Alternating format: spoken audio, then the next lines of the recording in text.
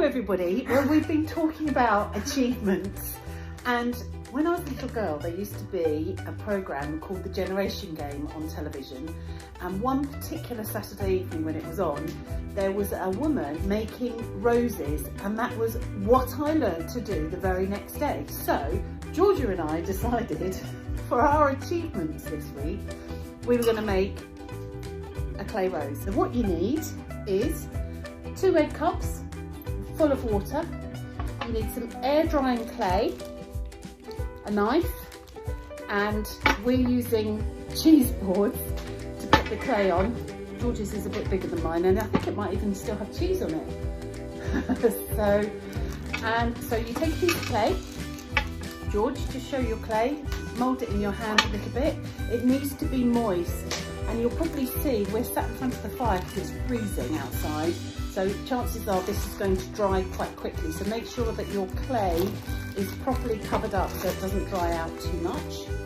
I got this from the range, and if people decide to do this, I would pop to the range and get some more clay and put them in the next activity pack that goes out. So you've got your piece of clay, you don't need too much, depends on the size of the rose you want to make, and I would suggest probably about that size, and roll it. It's about, unrolled, is probably the size of a squash ball, so maybe a little bit smaller. Then what you just want to do is rub, mine's going really wobbly.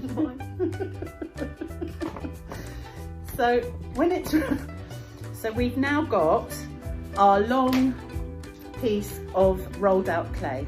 Now what you need to do is divide it into probably 10, cut it into 10 equal pieces. So I don't know if you can see this, it's not terribly equal, but there we go. 5, 6, 7, 8, 9, 10, don't need that bit. So when you've cut your pieces, do you want me to wait? Okay. All I'm doing while George is very meticulously measuring and cutting her pieces of clay, I'm rolling the clay into little balls like this. So, and they are, I don't know, the size of a gobstopper probably. I'm just putting them here. So you then take one of your gobstopper size balls and you flatten it like this between your fingers or on the board, whatever's easiest. So just make sure it doesn't stick too hard to the board, and you need to get it as thin as you can. So imagine a tiny weeny pizza when you're trying to flatten it out. There we go. So you can see it's about that flat. Then you take this and you roll it quite tightly. So then you've got this, like this, from your flat piece. So you squeeze about 2/3 of the way down and make it a little bit thinner, like that. So you've got, I don't know if you can see that, this shape. Okay, then you take your next round bit. It's getting a bit dry, so I'm just going to dip my fingers in the DI egg cup, and you do the same with the next round circle. So you flatten it out like this. It doesn't need to be perfect, although rose petals look beautiful. They're not all the same shape and size, and as you'll remember, some of them are a bit wobbly and wibbly around the edges as well. So these aren't about perfection, because that's not what we're going for. We're looking for an authentic look. So you then get a little bit of water on your finger, put it on your lengthy bit around there, and you put that on there. Then from the bottom you squeeze around. So now what we've got is this. Can you see it's beginning to take shape? Squeeze a little around the bottom so you're making a sort of a tulipy type shape around there. You take your next piece of clay, your round ball, again squeeze until you have a nice round-ish, not perfect, but roundish shape, thin as you can, without it collapsing on yourself, on it. Then, again, you take it, place it around there. How are you getting on, George? I'm struggling a bit. Which bit are you struggling with? The whole thing. I've got to flatten it out. On a hand. Right. Second one. A little bit of water on there to keep it sticky. The thinner you can get the petally type things, the balls, the better really, because you're going to twist them slightly in a minute or two. So again, there we go. I know a lot of people are very good at this sort of thing, particularly DI clients. They are incredibly creative.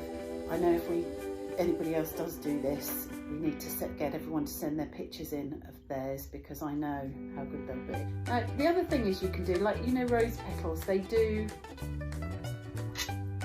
curl, don't they? So you can do a few curls very gently, sort of spread your roses out. So we're now at this stage, and then we're going to smooth it out a little bit. I'm going to put one more petal. I haven't used all 10 pieces at the moment, but I'm going to do one more petal, a big one, and curl it the other side. The other thing is, if you don't have paints or anything when this is dried, because it will air dry, you can use nail varnish.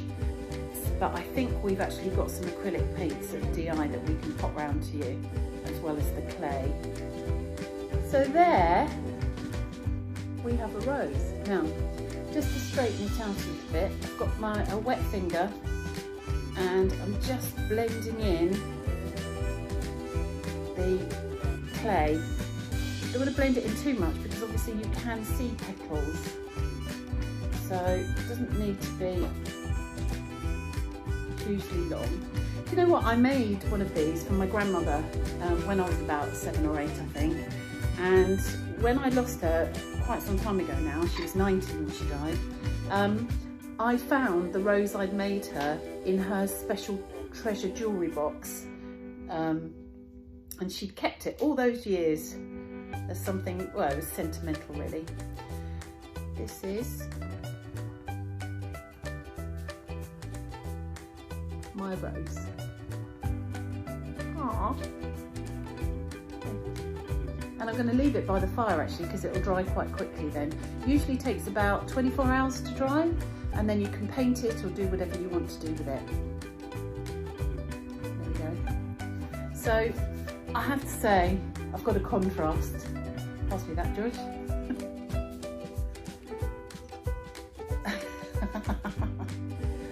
I'd like to say this is one I made earlier. However, there you go. Not too bad. A Swarovski rose and a DI rose. What can I tell you? Anyway, good luck. Hope you enjoy making it. George is still finishing off, and no doubt we will see what her achievement is in a few minutes.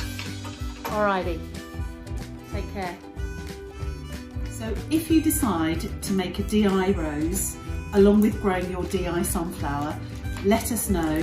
Contact us on Facebook or info@disabilityinitiative.org.uk, and we'll make sure that in your next activity pack we'll put some clay. I don't know how much nail varnish we've got, but I'm sure we can find the paints. Take care, look after yourselves. We'll look forward to seeing you and talking to you very soon. Bye for now.